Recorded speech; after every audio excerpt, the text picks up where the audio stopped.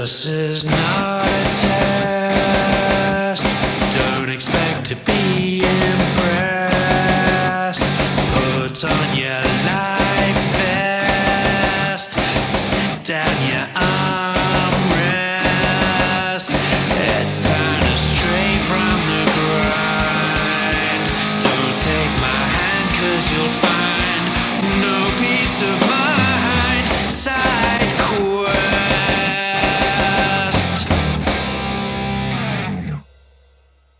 All right, welcome to Side Quest, the every other week Authors and Dragons recording in which we are not being tortured, by our dungeon master. Instead, we just torture ourselves with the sound of our own voices. My name is Rick Waltieri, and joining me tonight is Misty Massey, Ari Carr, and Steve Weatherowl. Say hi, everyone. Hi, everyone. Hi, hi. Hi, how you doing? All right, that's good. Wow, enthusiasm. I've been working for 12 hours. This is my stunned face. I've done fuck all. Did a little bit of work writing about killer boars today. I wish I could write. I wish I could do anything but this report. Speaking of killer boars, Rick, let's get into our media check-in of the exciting programming that's been happening on the television stations of various streamitude. What's everybody been watching? Occasionally we just like to do a side quest where we go, is TV good? Do we have to be honest? Yes. Oh, good. Yeah. No. Sometimes. Oh, you can lie, it's fine. I mean, who's going to tell? What are they going to do? Drag you out of your apartment and hook you up to a lie detector? Good point. They might. That would Actually, be pretty awesome, actually. yeah, that might happen. I live in the city. We can't trust Rotten Tomatoes anymore. They're fucked. Maybe this is the only way we get decent TV ratings. Electrodes and kicking down people's doors. But I got to say, if the last few months, if you were like a fan of the whole medieval sword and sorcery genre, well, you've been probably sitting in front of your TV with your pants around your ankles, having a lot of fun there because it's just been one giant wank fest of like fantasy programming. There's been a lot of swords, that's true. What if one does not have a sword to wank? What do we do then? I Scabbards. just said pants around your ankles. Bold of you to assume I even wear pants in my home. Bold of you to assume I'm wearing pants now. I have to admit, I did 3 TikTok videos earlier, none of which I was actually wearing pants during. Remind me not to watch your TikTok. More like Rick Cock. Oh! Yes. That's the fucking entertainment you're not getting on the streaming services. That's why people keep on coming back here. Either my views on TikTok are going to go radically up or radically down with that statement. There's nothing worse, though, than following someone and getting an accidental dick pic. That's just not a fun time in the media. Well, speaking of cocks, what goes on cocks? Rings. Well, why don't we talk about the rings of power? I was The hoping cock we would- rings of power. Oh, the Well done. cock rings of power. I assume everybody's been watching the same version I have. What, there's a different version? There's a different version? It's Lord of the G-String, and that was a 1990s softcore porn extravaganza with some very, very lusty hobbitses. Oh, now I want to look this up. Yep, it's real. It exists. It is Lord of the G-String. Don't ask me how I know. I didn't see that one. Of all the things you can fuck in Lord of the Rings, who picks Hobbit? Jesus. They were very busty hobbits, and there was a lot of feet. Dildo Daggins! Do not confuse Yes, there was me with dildo daggins. Don't Do even not start. confuse me with some common cocksucker. I think the best, though, was that it was a whole theme in that time period. I mean, it probably peaked with Edward Penis Hands or Buffy the Vampire Layer. Not sure which one. God, I really hope Gandalf But they during are the scene made. with the Balrog, instead of saying "fly you fools," just turned them and be like, "Fuck you fools." I don't think they were that creative at that Oh. point. It was pretty much just walk a little, fuck a little, walk a little, fuck a little. Second breakfast. I'm going to tell you right now, I would be so awesome at writing porn parodies. You would. I would be a master at this. Why doesn't hire me to write your porn parodies. I will. I will do your Wally Wanker and the Sex Toy Factory. I Done. can think of 4 second breakfast scenarios immediately. Oh yes, the second breakfasts were quite meaty, if you know what I mean. No idea what you mean. No man can beat me off. You shall not ass. No, I think it's You Shall Not Come. Let's be real. It's a cock blocking fantasy. I'm too young for all this. This sounds a lot better than the actual Rings of Power show because I don't know. The Rings of Power show made me go, I'd love me some Sauron lovin'. That's just a thing now my in my God. brain that lives rent free. God. He was Well, hot, spoil- okay? Look, Spoiler alert: Sauron's a thirst trap. Sauron's a thirster. We won't tell you which one because there are a few. It's pretty fucking obvious which one. Okay, yeah, it is. But it's a very, very, very thirsty trap, and I appreciate it greatly, okay? I am a shallow woman of shallow needs. So I'll admit, I started off Rings of Power. The first episode I thought was really good. It was really pretty. And by the end of the season, I had snoozed through 2 episodes and had no desire to go back and rewatch them. And it was kind of like, all right, it ended on a high note. Don't get me wrong, but I kind of had to force myself to watch that series finale because I don't know what it. Oh, actually, I do know what it is. Every episode had these long, pompous, self-important elf soliloquies, and I Yep. can only listen to so many of. It's like the dwarves are a lesser species to the Eldar, and the dwarves listen are going. There's a reason why we keep kicking you the fuck out, you pieces of shit. I did like the bromance between Doogie Elrond, MD, and Oh, and the bisexual dwarf king. I mean, I liked them. Pretty much the thing about Rings of Power for me, it was when certain couples, certain groups were on the screen together and interacting, it was mesmerizing. And then there was a whole lot of speechifying and filler in between great moments. Like when you had she's playing Galadriel. Yeah, when you had Galadriel and Halbrand together, it was great. And then Adar and anyone was great. When you had just Nuri and the stranger, it was great because they had and the ultimate bromance of Doogie Elrond MD and the Dwarf King to be. Also his wife too. She was amazing. But then you would have long stretches of the human kid, like who was that human woman. You'd have long stretches of him, and that would just make me want to gouge my eyes out because it was just like, oh, Who, Isildur? no. He was annoying, but I mean the other annoying human But he kid. brought in Okay. Sexy Captain Daddy, and Sexy Captain Daddy also brought it, but that was more British accents thing, so I let him appreciate that. oh fuck's sake. What? Are you the person who's been in charge of Rotten Tomatoes? Is that why the interview system is good? Yeah, I like that guy. 99% did jerk off. Excellent. Hey, I'm not gonna criticize wank bait, okay? If that's what gets you through a show and you enjoy it, we are not judging You anyone. just got to know that there's a lot of saliva on the car TV. You shouldn't have to get through a show. A show should just be good. That is, but no, I really felt it was like a show that was like almost great Almost. a lot of the time. It was Almost. a lot of almost. It was never great. That's the problem. It looked gorgeous, except none of the Except for elves really looked bad like... warg CG. That was some shit. Yeah, Oh, that's Yeah. fine. No, it was shit. It was a stupid, non-existent animal. What are they going to do? Glue a dog to another dog? It's fine. It could have Yes. been a puppet. It'll be okay. I don't really give a shit about that. I cared more that none of the elves looked like elves. They all looked like half-elves. Yeah, they did. Mm. I'm Yeah. more They- confused about the idea of sailing to the west and was it Valinor or whatever. Is that elf heaven? Is that elf land? Like, because they left it once before, and I don't know why it's like, it's like, oh, you're going there and you'll never return. Where it's like, wait, come It's back. the land of the light. So it's like if you leave that source, they start decaying very slowly, but Right. in the mortal realm. So it is sort of heaven. It's the west. It's like an alternate plane. It's where like the Malar and the Valar can interact. I'm about to geek out here. Stop me before we that descend has got to be into the full most nerd. self-important fucking place on the planet. I can just Oh, God, imagine yeah. going there and just the pomposity itself. Like I don't even like I'm not even an orc. No, I want to burn down that place.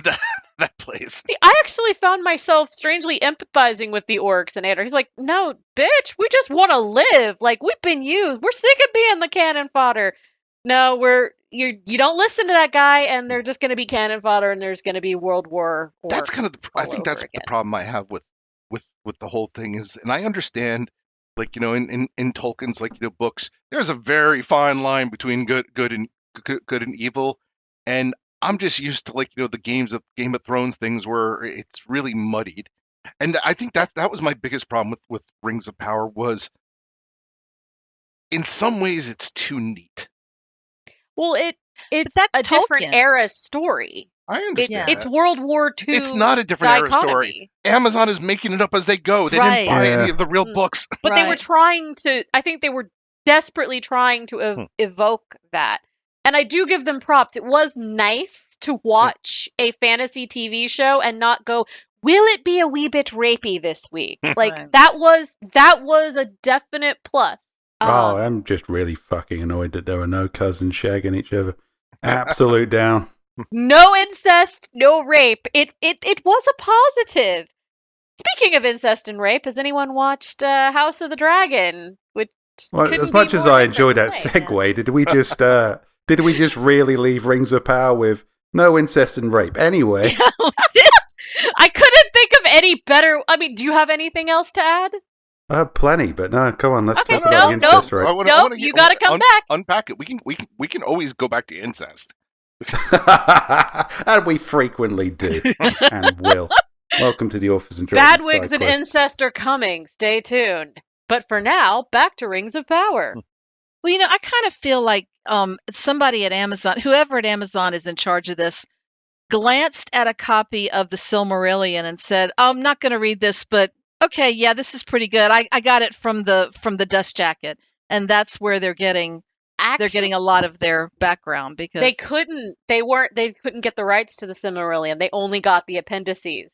So they literally so they only really got did the look front. at the Dust Jacket. Yeah, that's all they got. They've They paid $1 literally billion read for as that. much of the Silmarillion as I have. But here's the thing. I'm not like a Tolkien scholar, but everybody's aware of the impact that shit has. It was a genre-creating Yes. work of Oh, yeah. fantasy. And the movie adaptation was a masterwork of adaptation. There's been no finer literary adaptation more ambitious. So expectations were high. And, I will watch anything with an elf and dwarf in it.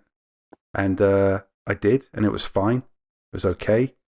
But if people are out there going like, this doesn't fit with the law, and people are going, shut up, nerd. Rings of Power belongs to Amazon now. It's like, you can just make your own shit. There's a name for, derivatives of Lord of the Rings. It's called the fantasy genre. And you can just fucking make something up if you like. The gloves of invincibility. Yeah, exactly. Yeah. You don't have to, surf on that wave and spend $1 billion. Just give me an elf and dwarf arguing for 9 hours, and I'll watch it. And so were many more virgins like me. I mean, truthfully, Amazon could have thrown money at Wizards of the Coast and just said, "Give us a generic D&D license," and they could have done whatever the fuck they wanted with Exactly, yeah. Wouldn't that be fun? Just knock on Pathfinder's door. No one gives a shit about that. They want to make a Pathfinder series. Here's $50. Oh, they wanted a lot more than $50 when I was doing the Silas Kane scrolls, and I approached them and I was like, "Hey, can I use Toreg in the book?" That's probably because they heard the episode, mate. Let's be real. Wow. They're like, we were gonna say you could use it, but then we listened to you, and now no. No, this can't happen. Sorry. Wow. So, Mhm. yeah, I understand the kind of middling meh around Rings of Power. I enjoyed it. I watched all the way through. I thought it was a little bit... Yeah, It's it wasn't horrible. It just wasn't horrible. wasn't great. It The was writing was almost never great. there. You could always tell when somebody had sat down and go, right, I'm going to make some real Tolkien-esque writing. Like, yeah, good luck, you minimum wage fuck. Hey, Hey, Amazon pays their writers slightly above minimum wage. Balls, do they? Well, I found Don't hurt me. the Hobbit people. I mean, I know are they Hobbit? They're not hobbits in this. They're Harfoot. fucking hobbits. They're Let's be fucking honest. They're Hobbits. pre-hobbits, but yeah, proto-hobbits. proto-hobbits. Yeah, I found the proto-hobbits cloying, and whenever they would be on, I'd have one ear open listening, and I'm doing something else because they just irritated me. But then when we went to Doran and his wife, totally committed.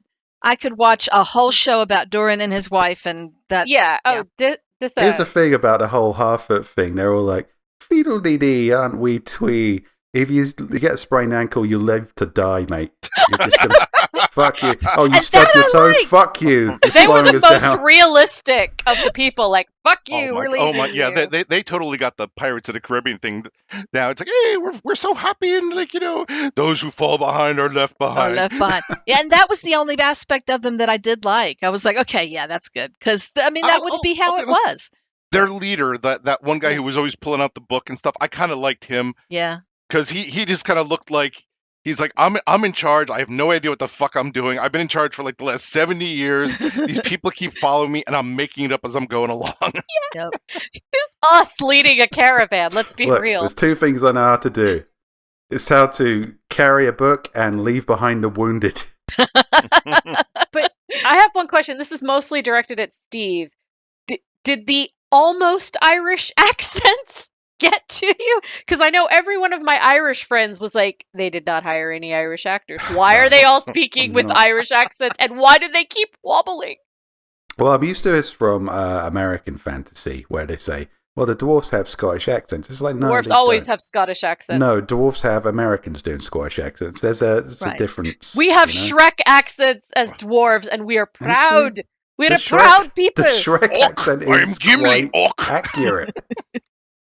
But the kind of World of Warcraft is like almost Scottish. It's like if somebody from It's Shrekish. Mississippi did a good attempt at a Scottish accent. Maybe you watch Mel Gibson doing a... That's what it is. Like, it's through layers. You watch, like, Tom Cruise doing his Irish accent in Far and Oh Away. no, Then please you translate don't it. bring And that. that's how you get the Hobbit accent. It's not an Irish accent. But they're It's not what- even American. But They're you know Brit- something?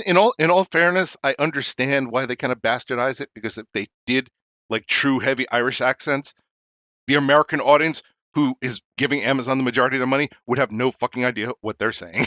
And would bitch continually. Should have given them Northern Irish accents. All Oh, the, yeah. all the Oh, Americans give who me think they're that. Irish will be like, what? Yeah. What are they saying? It's a great accent though. It's It's a amazing. beautiful accent.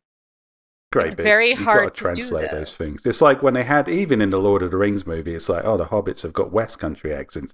Well, no, they ain't. They've got very cleaned up West Country accent, so the Americans can understand them, and this is fine. Coin It- harvesters.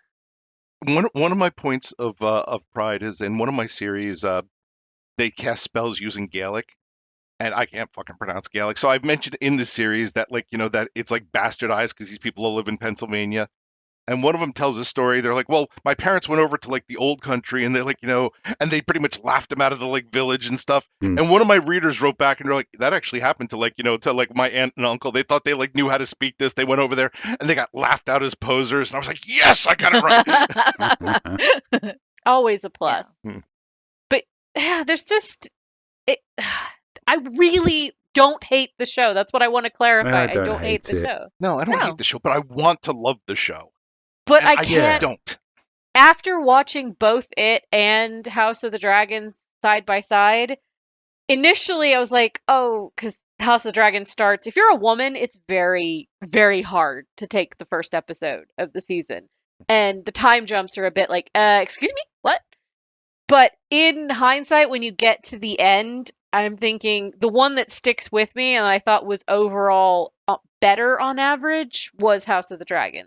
And it's totally opinion, but it just it made a stronger impression. Well, yeah, it's like, it's like tone wise. It's like somebody saying, okay, you can watch 12 hours of Leave It to Beaver comparatively, or 12 hours of domestic abuse. And it's like, yeah, domestic abuse is horrible, but chances are you're tuning in more to it because at least something's happening, and like it as opposed to like June, just like occasionally making dinner. And no, I am not endorsing domestic violence. I'm just making a metaphor. Yes, please. Don't Orphans win and Dragons side quest. Domestic violence for the win.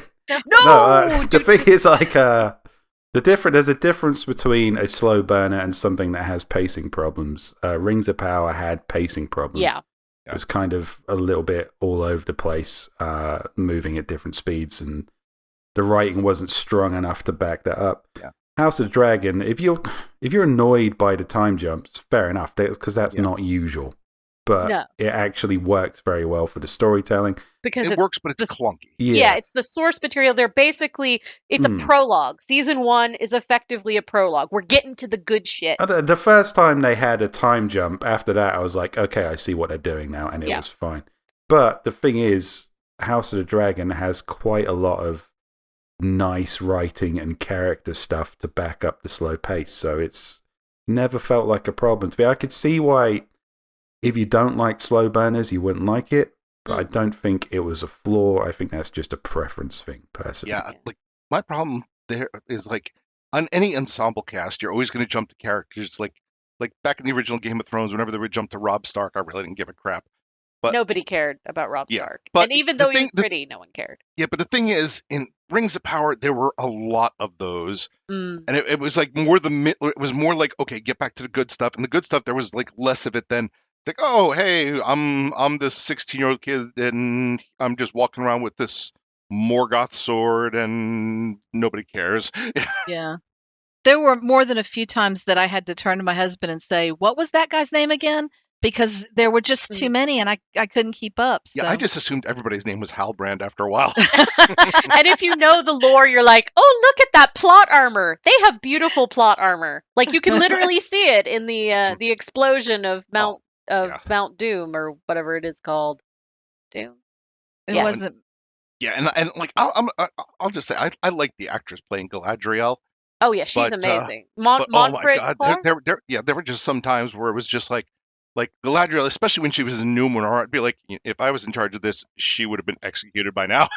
Here's the thing, everyone was like, no, you just don't like strong female characters. It's like, no, she's definitely written to be a prick, right? Yeah, Yeah. she is. Yes, she she is is. a battle axe. She is totally and absolutely.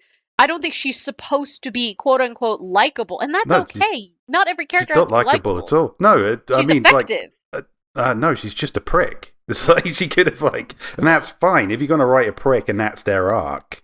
Yeah, great. Yeah. But like, let's not dress up like, oh no, she's just she just knows her own mind. It's like, yeah, she does, and she's a prick. Yeah. Most of her stay in Numenor was her committing crimes against the state, Yeah. willfully and happily. It's like, oh, you're the queen? Well, fuck you. Do what I want. You just found me on a wooden plank. Yeah.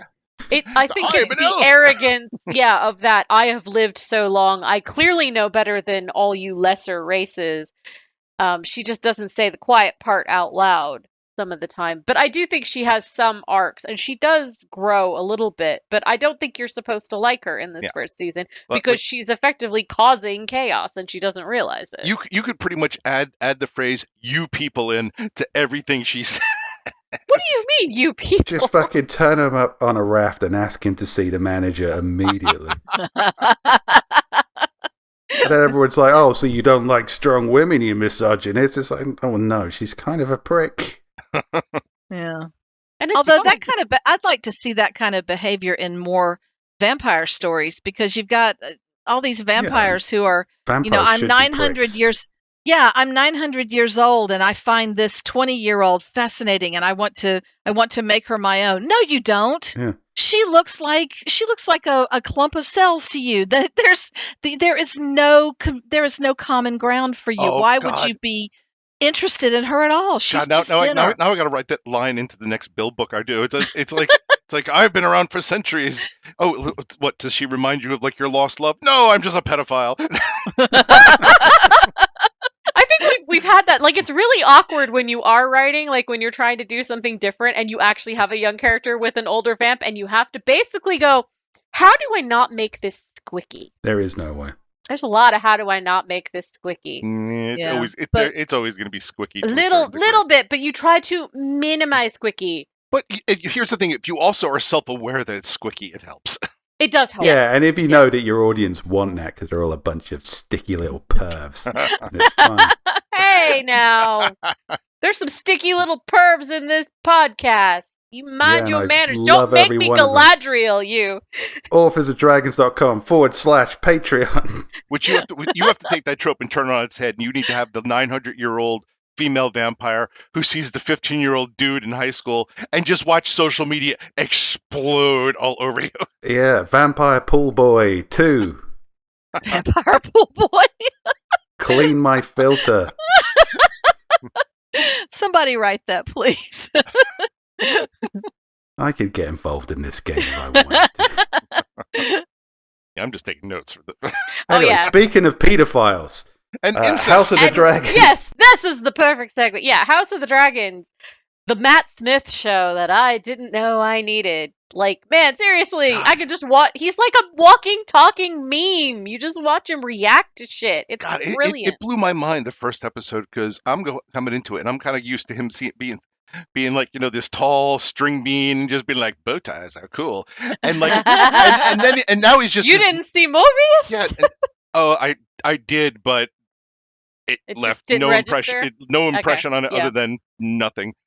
But yeah, it's like you watch it and suddenly it's like, wait, Matt Smith's a badass. Yeah. That pretty much like occupied my brain for the entirety of the first episode. You know what I really loved about his performance? Is I've been watching movies for a long time, and I'm an alcoholic, and I drink a lot. and whenever I watch in the Hollywood, it's like, oh, I've had 3 drinks, and I'm drunk. I'm like, fuck you. And then they're like, oh, I need to sober up. I'll drink a cup of coffee. I'm like, fuck you. And then they wake up the next day and they go, I'm fine. I'm like, honestly, fuck you. I know. But then Matt Smith, he goes out and he gets proper wrecked. Oh, yeah. And he wakes up the British next day wrecked. and he can't even walk. And they're like, well, you're under arrest. And he's like, oh, okay. And they're like, we're going to throw you to the dungeon floor. And he's like, oh, this is nice and cool. I'm going to stay here. I've never related to a character so hard in a fantasy setting in my And then he's entire like lying life. on the throne room Yeah. floor, and his brother's just kicking the shit out of him, and his brother walks away, and he's still just like, "Yeah, this is great. I'm just gonna lie." I'm just going to stay Yes. here Like, I'm for fine. 8 more hours.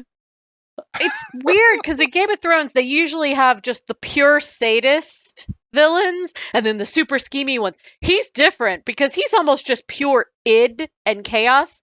And just when you think he's going to be horrible, he actually he's weird because he does seem to care about things. That's what I liked about House of Dragon is Mm-hmm.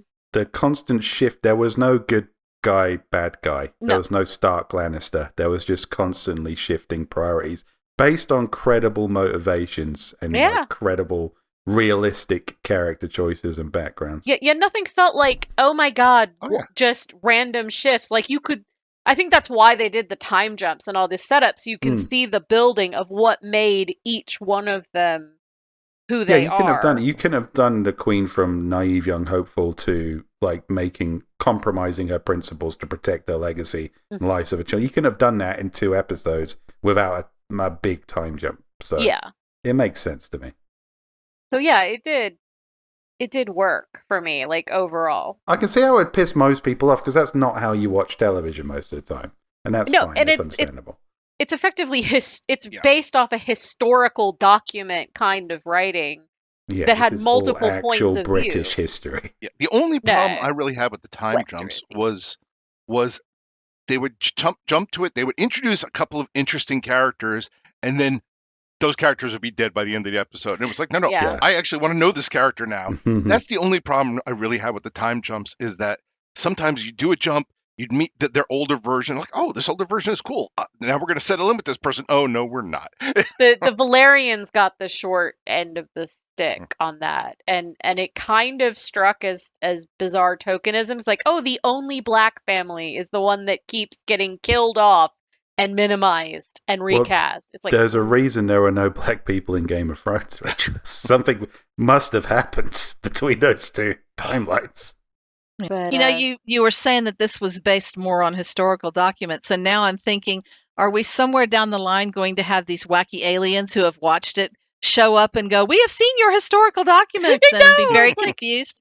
Well, the way it was written, like the before the Song of Ice and Fire, like the whole Tales of the Dragon, it's literally written like it was a bunch of maesters and other witnesses talking about the Dance of the Dragons. Like it's written like a bunch of historical documents. Let's be honest, it's a filler book. Yeah, it's a filler book, 100% but they took it. It's like the Silmarillion. It's like whatever bullshit J.K. Rowling did after Harry Potter. It's basically here's more in this world without me actually necessarily writing more in this world. Yeah, I think they did. He did have some co-writers and stuff. P.S. Dumbledore was gay. No, I think I'm quite happy with where it's going. I've forgiven them. I'm an easily impressed viewer when it comes to fantasy. I wasn't even that angry about the last season of Game of Thrones, but that makes one of us. What this has shown me is there was still a massive appetite for Game of Thrones, so I don't know why they had to condense all their bad ideas into 3 episodes. They could have probably strung out another 2 seasons and we would have been fine. Oh, I think they could have, and I think HBO would have paid for it. I think that was more the showrunners were tired of it and maybe because there's a very clear drop-off from the original showrunners of Game of Thrones. As soon as they stopped having source material to give them a narrative, even there's a difference between writing off a book and writing off notes. Let's be real. Yeah.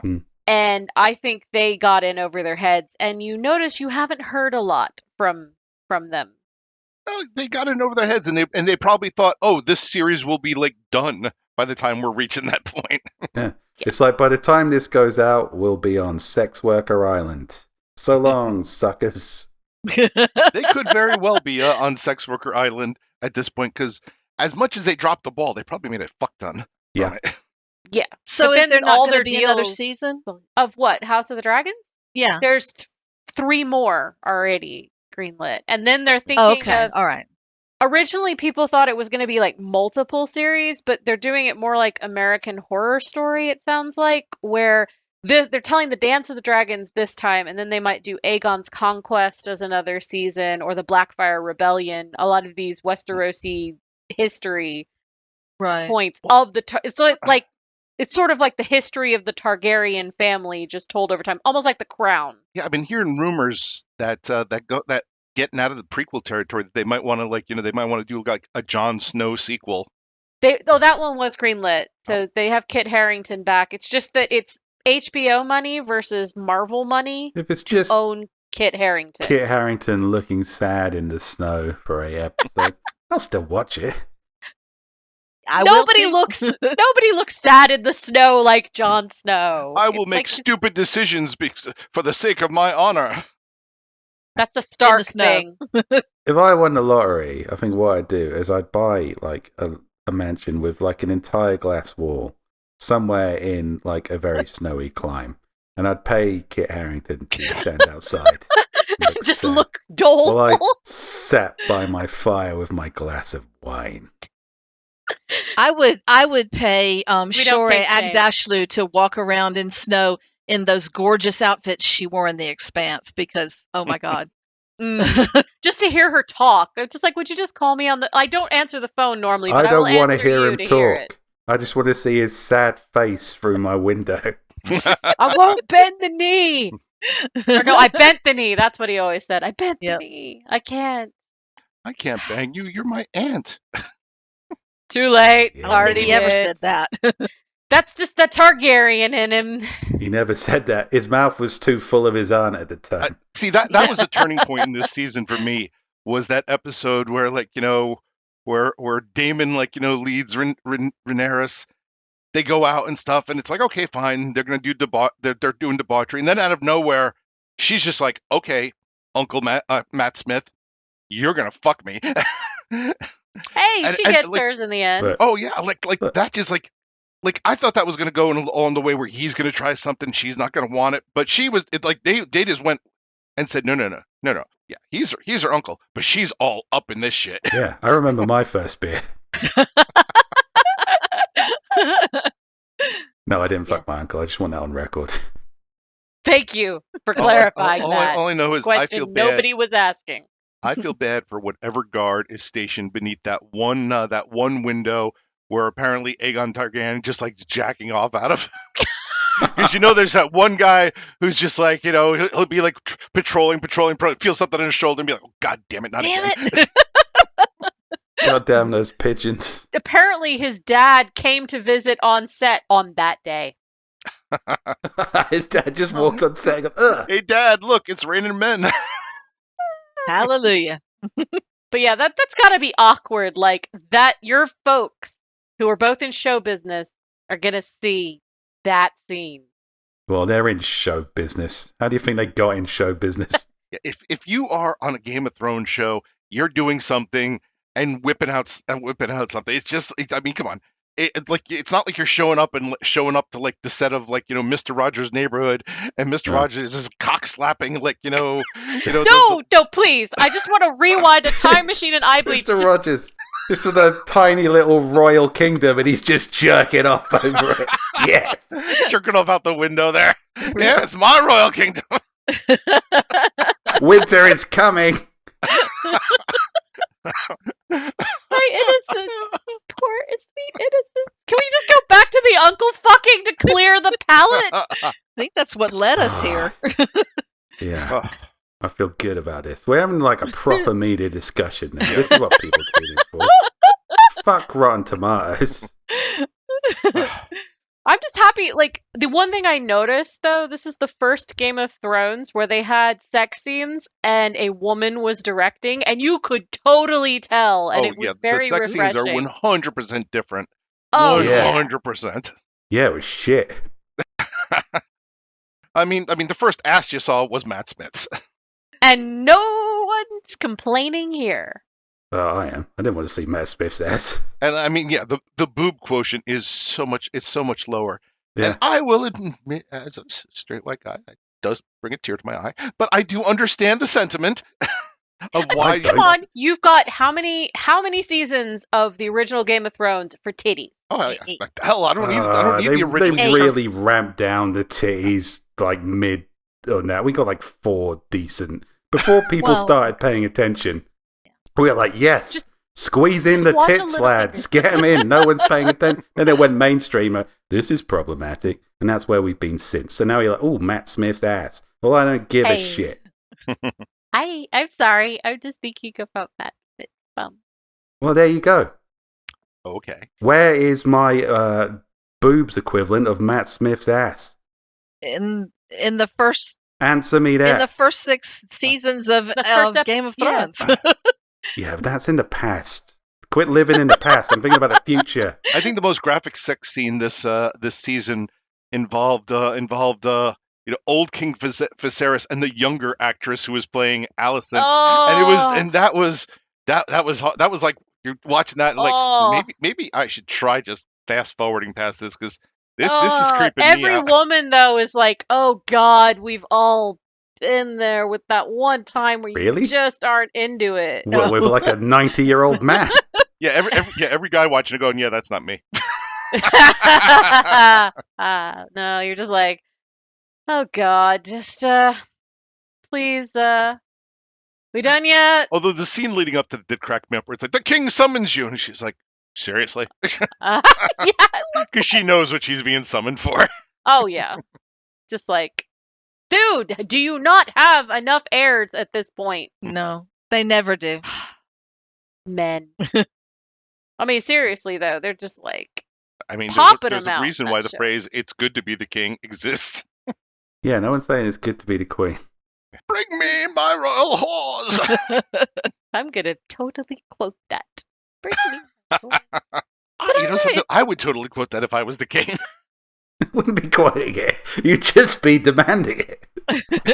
Did fix one of the most problematic of George R. R. Martin tropes, and even he was involved in it. He purposely wanted to undo some of it, which is the slay your gays thing that he was very known for, particularly on the show. So they purposely didn't kill a gay character in the show, and I was all happy for it. God, I had to watch that 3 times to figure out it was the same actor. Because he's wearing that awful white wig for the entire time. And then you see, and I kept going, who's this guy on the boat? Oh man, you didn't realize? Oh, Like I think figured, after like, I think yeah. after the third watch, though, I like watched the the show, and maybe it's just because me as a bald guy, I know that people look very different with hair and not hair, but You've had um, hair? but I had I watched the show notes and I was like, oh, they actually didn't kill him. I get it. No, they haven't killed him yet. Well, I mean, if we're going by Game of Thrones, so if you read the books, it was like, oh, they escaped to get away from the royal lineage. No, that doesn't fucking work. He will be tracked down. and if he ever executed. shows up in the show again, Yeah. you know he ain't making it out of that So, episode. You so dead. He seemed to be a fairly smart fellow though, and just knew when, like, take the win. Like, it is so rare that anyone half decent gets out of the Game of Thrones alive, and I think he's probably smart enough to just do it. I'll admit, I was really sad to see what happened to, Damon's, I guess, second wife, Yeah, the only one I think he Yeah. truly loved her, Yeah. Lena. Lena. I liked, she was only, we only got like one episode of that Mhm. actress, and I liked her. And she And then, had fucking Vagar. Like, I wanted to they originally even shot the scene where she tamed Vagar, but then they cut it for time. I'm like, that is not the scene we wanted cut. We wanted to see the little girl tame the hugest dragon in all the realm. I want more dragons. It's House of the fucking Dragons. yeah, I liked her character, and it was just like, oh crap, Like, I understand why they did it, but it was also kind of like, Dragons are I- expensive to render. I do like the fact that Game of Thrones will just occasionally pull a, sometimes people die. Like, or be killed by their family. Yeah, so sometimes they'll randomly die in picked. interesting ways. Sometimes there'll be a perfectly serviceable character who will, like, get a sniffle. And it's medieval times, so Yeah. away they go. I really liked seeing the rapid progression of leprosy, because, like, apparently Viserys is not ancient. He's only in, like, his late 30s in this show. Late 30s to 40s. It just shows what leprosy does to you. Yeah, not traditionally a disease that keeps you young. poor Allison. She's sitting there going, God damn, when is his dick gonna fall off? The last to go, apparently. Defiant till the end. Can you guys hear me now? Hi. Hi. We were talking about dicks falling off to leprosy. Well, that's why I came back. Oh, we summoned you. By the power of dicks falling off, I summon thee, Bevan. Bevan, Apparently, we know how to summon me. Matt Smith, Heine. Yeah.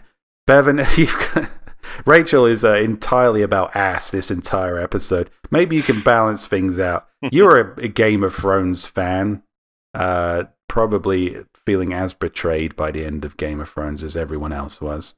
Sure. Not enough Matt Smith ass, you said, as it ended. Oh, So now that House of the Dragon has started up, how are you feeling about that?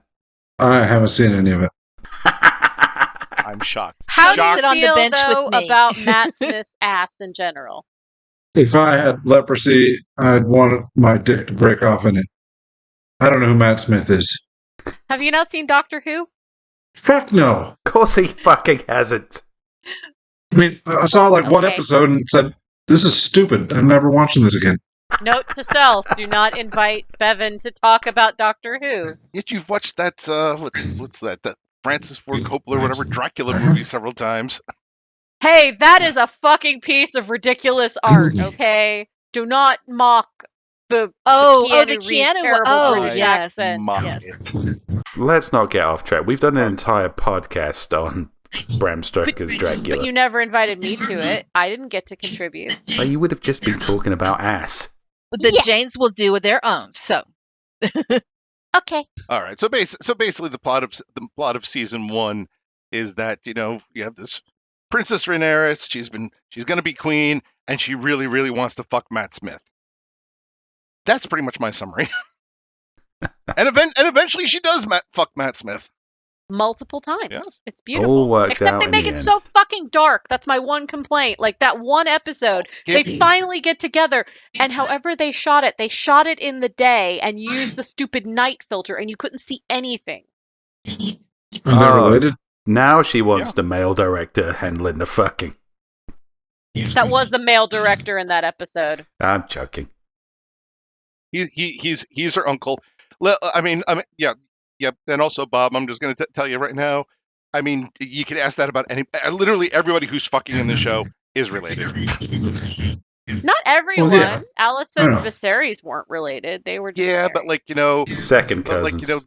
yeah, like their son Aegon. Yeah, is, like, even Uncle Niece his isn't sister. really related enough for Game of Thrones. But yet that's the current major couple, uncle and niece. Yeah, they're toning it down a bit, Bevan, but it's still good. It's They good, do have solid brother writing. and sister though, actually screwing. That's Aegon and his sister Helena. So he married his own sister because Alicent refused to have him marry something decent like a cousin. Oh, You well. will fuck your sister for the crown. For the crown. That's how you consolidate wealth. It's also I how mean, you get Yeah, really genes. weird. Consolidating genes. How you get really weird genetic problems. Yeah, but here's the thing: if you're growing up in that family, like we probably think of it weird, the concept of fucking a sibling. But when you're born in that family, it's pretty much like common. It's like, okay, we're playing in the sandbox, and like you look up one day and you're like, yeah, I'm gonna fuck you one day. You can just imagine, like, if the king had an only child and he's like, Prince Aegon, you must fuck yourself. I think he did a lot. He is the wanking king. No more wanking out the window. You must wank to your own self somehow. Where would it go? Poor guard who keeps like walking beneath that window. I think there's a limerick for that. I have exactly as much fucking information about how pregnancy works as a medieval king, all right? That's all I've ever needed. You're gonna have to collect it in some kind of receptacle, then suck it up with a turkey baster, and insert it into your butthole. Your man womb. Yes. That's a whole section of shifter porn and supernatural fan fiction that's just a far corner of the internet we don't want to go I'm near guessing today. in the Game of Thrones world, you jack off into a bowl, they throw some leeches in it, and then they shove the leeches somewhere, You eat the somewhere leeches. else. Yeah, there were a lot of leeches in that season. I felt so bad. Like every time, it's like every season, like, oh, is Paddy Constantine okay? He's just falling apart, episode by episode. He did. Was he the one was with great. leprosy? Yes, he was the one with leprosy. It's the one that just kept getting his limbs chopped off. It's the Well, Black he just Knight. sit on a literal chair of knives. It's always a possibility. Yeah, it's like tetanus was the number one death amongst the royalty. There were a couple of heavyweights on that show. Paddy Constantine was very good. Yeah, when it was Paddy Constantine and Matt Smith, I think carried a lot of, but both Rhaenyra's and both Alicent's are also very good. I want to constantly punch the guy who plays Kristen Cole. He's like so punchable, and I'm a pacifist and I still want to punch him. Rings of Power had some almost good performances, a lot of almost good.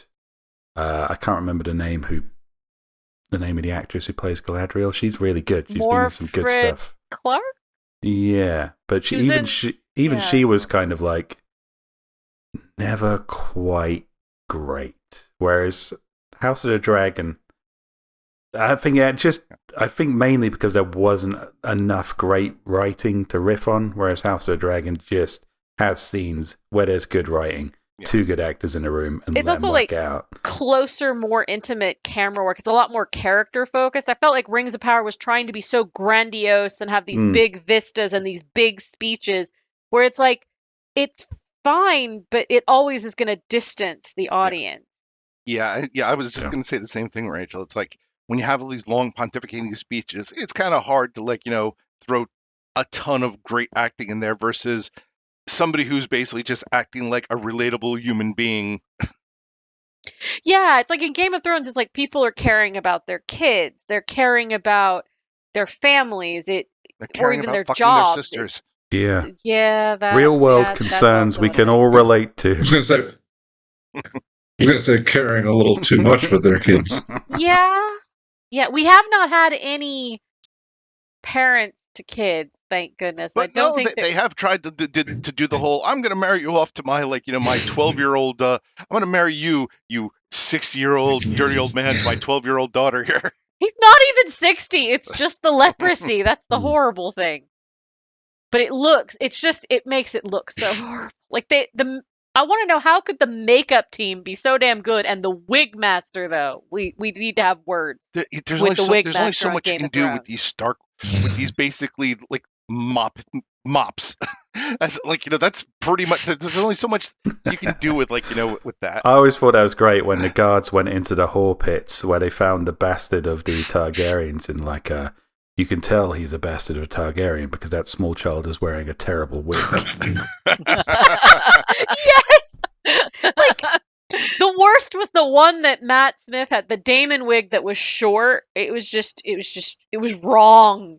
It looked like a horrible 1970s game show toupee, and I'm just I like, like that look. they could do better than that. It's Matt fucking Smith. Like, his wigs actually looked good for most of it, except for that. Why did they do that short one? What possessed them? And most of the Valerian hair was just like, they clearly didn't get an expert on what it should look like in that color if you have different than standard white people hair. Yeah, the hair can be painful to watch. I hope hopefully And they'll with take the it as a daughters, they learning basically just said, "We're experience. just going to pile it up 3 feet," Yeah, it was a little Marge Simpson at times. And for some reason, Prince Rhaenys had the big beehive. Although she looked pretty impressive, but it's kind of like that's a big head hair. Well, I'm glad we've managed to kill almost an hour without once mentioning She-Hulk. So I was watching Andor, so that's what's in my brain right now. yeah, I was going to say, let's move on to Andor. I haven't been able to I get was gonna past say- the first episode. I haven't Andor? seen it. Because the first episode was boring as fuck. No, Yeah, it it's was. so good. It's so good. It's a slow burn. The thing I liked about Rogue One, I don't know what Andor is. he's a guy from Star Wars.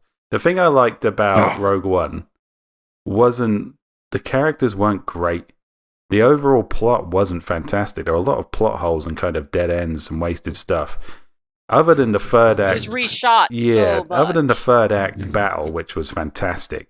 That was the The reshoot. great thing about Rogue One was it created kind of a credible Star Wars universe outside of magicians with laser swords. It felt like a working environment. And Andor's done that pretty well, but it's done that by being quite slow. So I would understand anyone watching the first episode, especially like a traditional Star Wars fan, and going, "Oh, this is not much is happening here."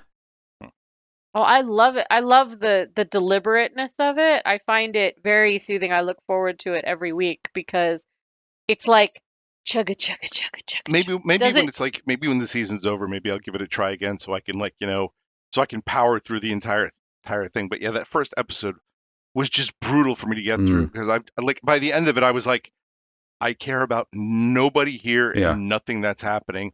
Why do I want to tune into to see episode 2? I'm excited about it because I think Star Wars has always been kind of like, when an author kind of hints at something and somebody else the reader fills in the blanks with the imagination. Star Wars has always been like that. It's been focused on this tight group of characters, and the world doesn't really bear up to too much examination. So if somebody's going like, okay, we're going to do a kind of war spy story, It's very, very much set in the Star Wars universe. I appreciate that attempt to kind of, much as same way I appreciated the Mandalorian's attempt to just tell its own story and expand the world as Star Wars as this kind of livable universe. So I haven't really been inspired to binge Andor. I think I'm going to let it all build up a little bit. Take myself a weekend, get proper nerdy, maybe masturbate a little bit. But Well, you do get some butt. yeah, I mean it's all butts now. I'm having to basically just reprogram Hey, you get myself. Andy Serkis butt. Yeah, That's what you get. yeah, that's the best I can hope for these days. Curiously, not one that I've been wondering what it looked like. But okay. And it's only implied, but it's like, oh, that's a thing. That's a thing now that I know that I didn't know before. I'll take what I can get. We're not living in the Game of Thrones season 1 to 4 times anymore. Do you need to watch Lord of the G-String now to get your hobbits? I've already started downloading that, Rachel, as soon as you Oh, mentioned okay, good. Let me know. So, yeah, I'm interested in Andor, but it's not exactly revving me up massively. You know what? A lot isn't. Weird. I'm the weird one. I'm like every week looking forward to it, chomping at the bit. I'm seeing all these things from the big nerd tent poles that used to fill me with glee, and I'm watching them and I'm going, huh? It's like I should not be watching a Lord of the Rings series and go, that's all right. Yeah. I should not be watching like She-Hulk, who I was quite a big fan of the She-Hulk comic books. And I'm watching She-Hulk and I'm getting to the episode of Madison. It's like, it's gonna work, but it's not what you think. I'm like, oh right, this is not for me, I like and I that. don't know who it is for. It's for Rachel, apparently. It is. That was my favorite episode. we are probably like in a point where like we're kind of being inundated with too much of a good thing. Yeah, I'd rather they slow down and actually write some fucking jokes if they're going to do a comedy, and write some fucking action if they're going to do a thriller. That'd be nice. In which one Both of them. do you want action? Oh, in Andor. I want to laugh at my jokes and be excited. Andor has by a lot of the action. You just have to. It If- builds yeah, up. okay, to it. right. That's fair. I mean, it does. It has some of the most intense. Like there is an episode coming up where it's like. I mean, She-Hulk had a lot of jokes, but just didn't laugh at many of them. It's Yeah. weird. She-Hulk was like, if I liked the episode, I really, really liked it, and then there were others that didn't. But that's the thing about comedy. It's very subjective. It was what entirely hits and what carried by the charisma of, what's her name? The lead actress. Tatiana Tatiana Maslany. Maslany? Yeah, she's Yeah. great. She's She's very amazing. charismatic. But it's I mean the comedy is very PG, and I'll be honest, like I thought the Harley Quinn cartoon was funny as fuck because they basically let them do whatever the hell they want. I can't believe that got renewed. Although now that James Gunn is the head of DC or co-head of DC TV and films, I have a feeling Harley Quinn is suddenly Well, safe. You know something? We'll see. Considering the head of Warner Brothers is apparently a massive prick, Oh yes, legendary. But so we'll see but how the long two that people that lasts. they have running it, if they give them any sort of freedom, it's. I can't think of the other. I'm blanking on the other guy's Peacemaker. name. Oh. No, not Peacemaker. Like it's James Gunn and the other director of the TV Batman. for DC. I cannot Zack think Snyder? of his name. No, Not it's not Zack Bruckheimer. Snyder. It's too No. comedy. No, it's I don't have. Okay, I don't know. Bruce Wayne. James Gunn and somebody I don't care about. Saltzman. It's gonna drive me nuts now. So if you're watching this podcast, I Please apologize, tell us who Mr. it Not is. James Gunn. Yes, we're very sorry, Mr. Not James Gunn. I know that you're incredibly talented and highly recommended. James Gunn and Johnny Longshadow. But that's like the one thing I'm worried about with because they're letting Deadpool have an R rating, but I also wonder if they're gonna Disney-fy it a bit. I don't know. See, here's the thing. I don't think you need like an R rating to make something funny. There are plenty of great fucking cartoons out there that are hilarious. It's just, She-Hulk was just, I was watching it and thinking, am I just dead inside? And that's a real possibility. I might be, but at the same time, I don't want to pay a Disney Plus subscription to be dead inside. I can get that for free. The Star Trek Lower Decks is pretty PG or PG-13, and it's pretty fucking hilarious. Except for the orgy scene. Oh my god, the Star Trek Lower Decks season I think I finale. remember what you're talking about. I'm never going to It's very fucking good. watch it. I watched that 30-second trailer and I'd never been so insulted in my life, so fuck all those people. What? The little Blast Shield song, that was the trailer that they tried to sell me Star Trek Lower Decks on, with us singing a little song about the Blast Shield. No, you can keep it. Oh God, my Lower favorite. Decks is amazing. My favorite this season was the Klingon role playing game. Yeah. It's like Oh, the There's a bartender battle. rips off your arm and beats you to death with it. You die without honor because you died by your own hand. Pretty good. That was funny. my favorite episode is probably Wedge Dudge, the 3 ships episode from season 2, where they had the lower decks of they had the lower decks of the Klingons, the lower decks of the Vulcans, and the lower decks of Starfleet, and then they had the lower decks of the Borg ship. I'm just still laughing at that. They're just sitting there, just regenerating. That's all it is. Oh yeah. But no, it was very like Lower Decks, when it's on, is absolutely hilarious. When it's off, you're kind of like, oh, it's still pretty good. Well, you know what it is. It's not afraid to take beloved Star Trek lore and make fun of it, and I think that's kind of She-Hulk tried to do that, and it succeeded a couple times. But there were a couple times you could tell they kind of pulled their punches with that, and it was kind of like, if you had went a little further, that would have been hilarious. How much do you think, though, that the jokes weren't necessarily for men? Because some of the funniest parts of She-Hulk were just painful observations of being a woman in the Rachel, workplace. call me a radical, but I think women can be funny. No, I didn't mean that women can be funny or not, but sometimes a joke is aimed more toward one demographic or another. Oh, just you're because saying of men experience. can't take a joke? Is that what you're saying? Yeah, that's exactly what I'm saying. Where are you going with this, Rachel? This sounds like misandry. Yeah, it is, totally. I'm sorry. Could your ego, is it shattered on the edges? My there? male ego, how dare you? It's so fragile. They can be poke it with a cotton bud. Well, even if next you're on right, Calamity like, Jane. again, why would know. I pay a Disney Plus subscription to have somebody, just make fun of me? I can get that for free whenever I like. I'm not saying make fun of you. I was just saying that some of the jokes were more Yes, more enjoyable probably by women than they would be by men because we have the experience. No, I respect women. I think they've got a sense of humor. It's fine. I didn't. This is what every argument on the internet is in real time. Do you prefer apples or pears? Oh my God, you're leaving out peaches. Well, we've been recording for a little over an hour now, and we've learned things like Rings of Power was had a lot of pontificating. House of the Dragon, we kind of thought had deeper character moments, and Rachel hates men. And Almost said I hate you as a reflex. That would just feed into you. You were trying to bait that.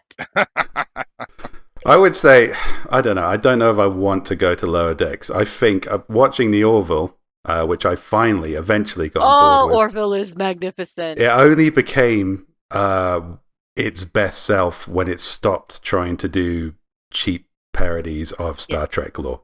And it became rather than an affectionate parody, a proper love letter to it. And I have heard similar things about Lower Decks, so maybe I should give it a chance. But my God, I can't get over that trailer. It was so fucking dumb. Now, one thing I think appreciate you'd about like Lower Decks is Lower Decks does deep dives into Star Trek lore, like shit that Star Trek nerds can appreciate and be like, "Holy shit, they went there," and mock it. And that's I have a deep respect, especially since let's be honest, CBS or Paramount has never really struck me as a company that can laugh at itself. Yeah, I'm not really that concerned about here's a nod to the lore and here's a joke about it. The great thing about the Orville, so I think they've definitely used TNG writers, they've definitely used TNG actors and locations. Deep Space Nine and Voyager. Yeah, but it's the respect writers. for the spirit and tone of what they're parodying that makes it great. Makes it watchable. And as soon as they stopped being stupid in season 1, which I thought was fine, it was fun. But I've talked to people who said, I couldn't get through it. Every time I wanted to get into some serious Star Trek vibes, they did something ridiculous. But season 2, they checked that. Yeah. Episode 5 of season 1, the one with Charlize Theron, is where they finally hit a little mini stride, and that's what hooked me in. It was always there. Ultimately, Seth MacFarlane is kind of, he's kind of the weak link on the show. But you can tell he's the guy who's like, I just fucking love Star Trek. And they went, it's Seth MacFarlane. You can do Family Guy in space. And he did that for about 7 episodes. It's like, no, I really love Star Trek. What were you going to say, Misty? I was going to agree, because when I originally tried to watch it, I watched the first 2 or 3 episodes and was utterly bored and thought, this is not for me. I'm not going to watch this.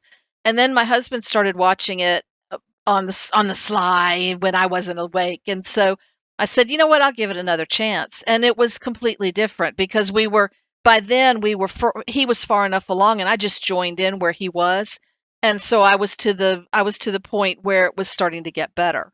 So, yeah. I mean, they have a good supporting cast who can bring gravitas to it. It's just that when you have the heavy stuff and they drop it into, Mercer's lap, he has one or two, like, as long as he can look, he kind of Jon Snows it. If he can look balefully off into space, he's okay. That's his range, and he knows to sit there.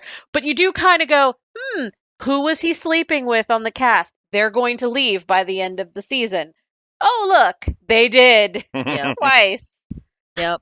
Living the dream.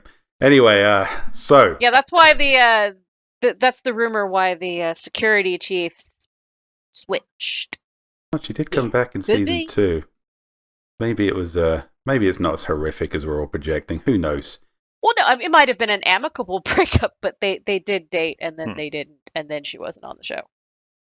Well, yeah. If Seth MacFarlane is still on the show, then it's amicable. Certainly in one person's favor. But okay, getting back to the main shows we have discussed today. Yes. House of the Dragon versus Rings of Power. What season 2 are you most excited for? House of the Dragons. House of the Dragons. I haven't seen season 1 of House of the Dragon, so I'm gonna say House of the Dragon season 1. Woo!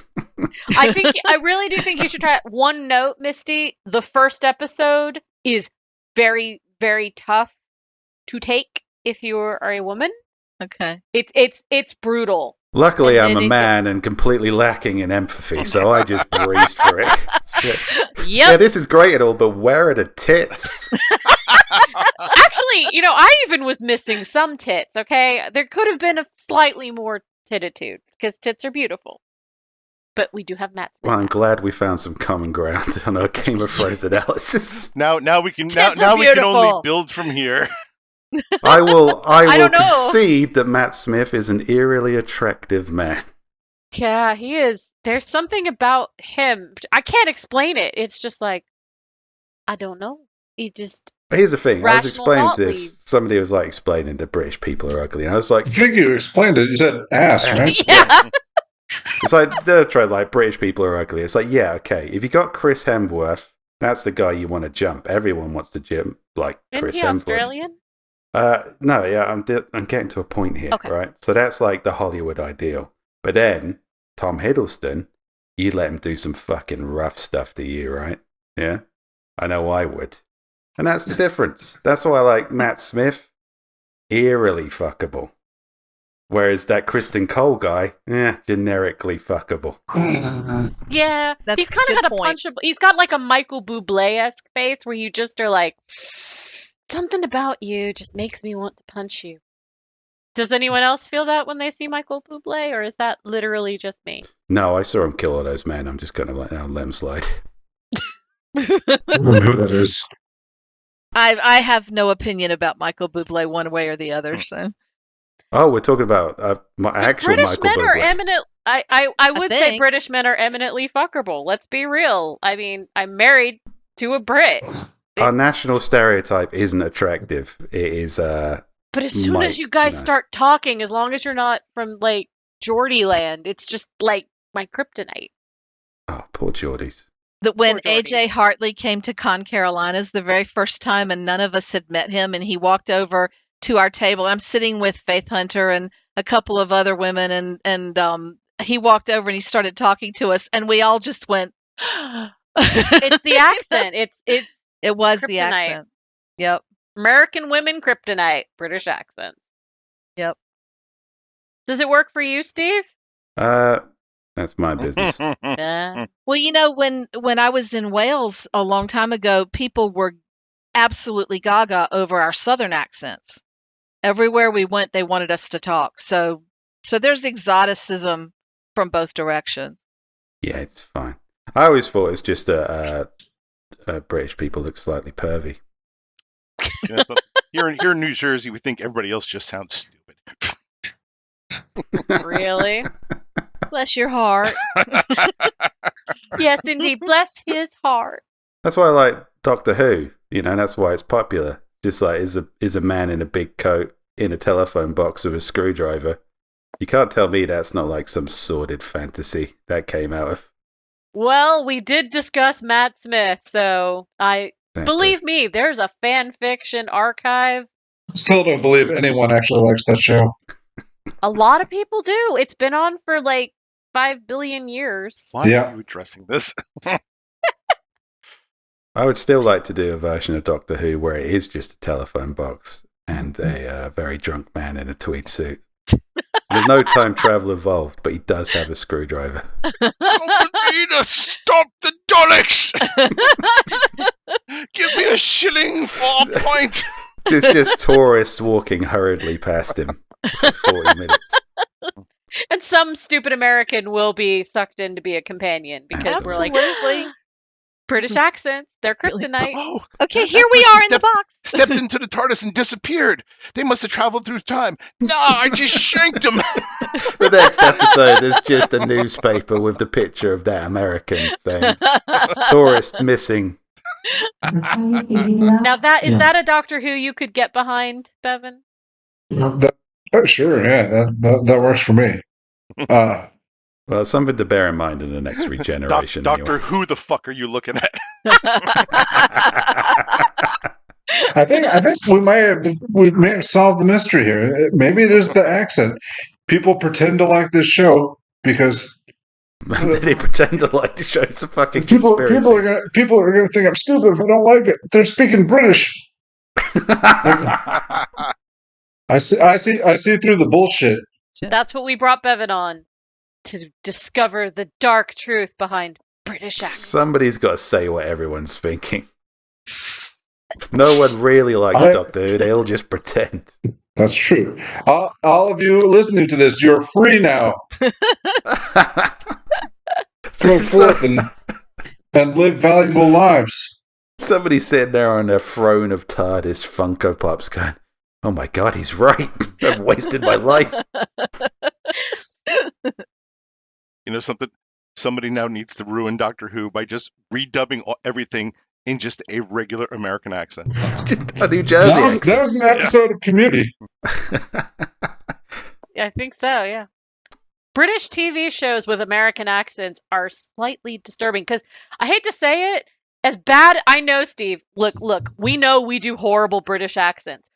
But have you heard the American accents on British TV? Yeah, Killing you, because wanker. mostly they go over to Hollywood and play your leading roles and no one notices. No, I meant on the ones on British TV. Like, it was a Doctor Who episode. The Daleks Take Manhattan. And, oh my yeah. god, the American accent. Yeah, well, all of the actors who can do American accents are in America. That is true. We Yes. just steal them. That was an unwatchable episode. It really was. Yeah, it was tough. Well, Can you you know, not hear the I don't know sarcasm how I dripping got from my voice? Yes. As opposed to, when is sarcasm not dripping off your voice, Bevan? Say, When semen is. When I don't think I can top that, guys. What about you? I think that's how we should end the show. I think that's how they should end Doctor Who. This With has semen. been Side Quest. Brought to you by Authors and Dragons. Fuck Rotten Tomatoes. This is where you come for television analysis. Tune in next week when we'll be doing the game and not talking about all the cum dripping off of Bob's breath. Rick, really? Can you promise that? I don't think he can. No, I can't. No, All right. Until next time. Bye. Bye. see you in the future.